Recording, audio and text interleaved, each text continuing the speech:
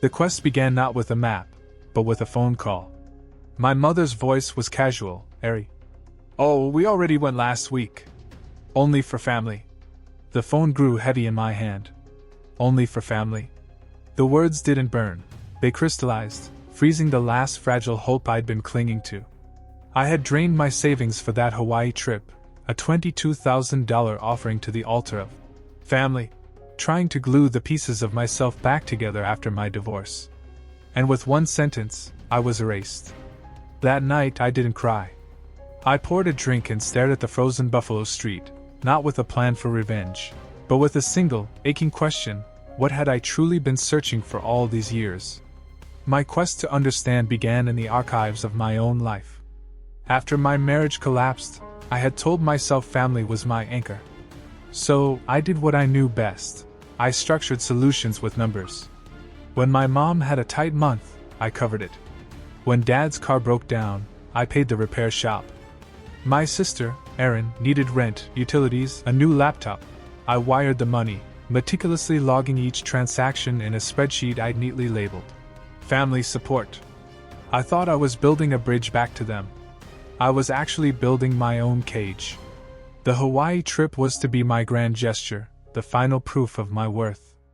I spent nights crafting the perfect itinerary: ocean views, snorkeling tours, family dinners. The confirmation email glowed on my screen, and in its light, my reflection looked tired but hopeful. I didn't know I was funding my own exile. The call that shattered me was the first clue on my new quest. It forced me to look at the ledger not of money, but of belonging. Every payment was a question: will this make them love me? Will this make me part of the family? The answer, in the sound of seagulls and laughter on a phone line from Hawaii, was a devastating no. For days I moved through a haze, the ghost of every dollar I'd ever given them haunting me. I found an old Thanksgiving photo, and for the first time, I saw the truth I'd been blind to. I was half cut from the frame, the one holding the camera, always on the outside. My quest was no longer to earn their love, but to understand why I had tried so hard to buy it. When Erin called a month later, her voice syrupy with feigned concern, asking for rent money, it was no longer a request. It was the final artifact from a ruin I was finally ready to leave. "Only for family, remember?" I said softly. The silence that followed was the sound of a chapter closing. My journey of reclamation was quiet, internal. I canceled the automatic payments. I secured my accounts. I installed new locks on my apartment door, not to keep them out, but to symbolically lock in my newfound safety. I was not building a fortress for a war. I was building a sanctuary for my healing.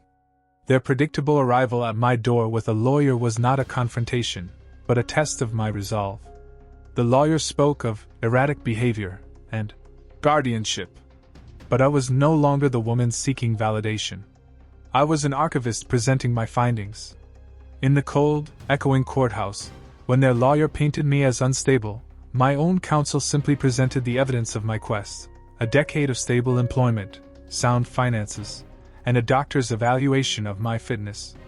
He presented my spreadsheets, the very ledgers of my desperation, now transformed into evidence of their dependence.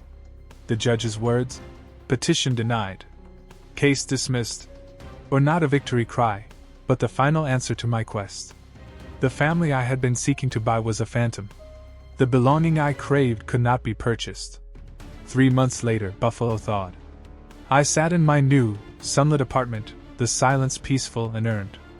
I heard through a friend that Erin was working double shifts and my parents had downsized.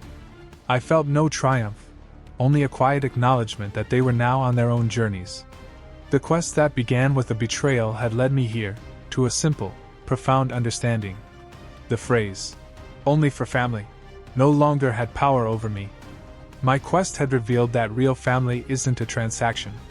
It's a mutual respect I had never received, and the most important journey was the one back to myself. That night, I looked out at the quiet city and whispered the words that had once caused so much pain. Only for family. Now they were just words.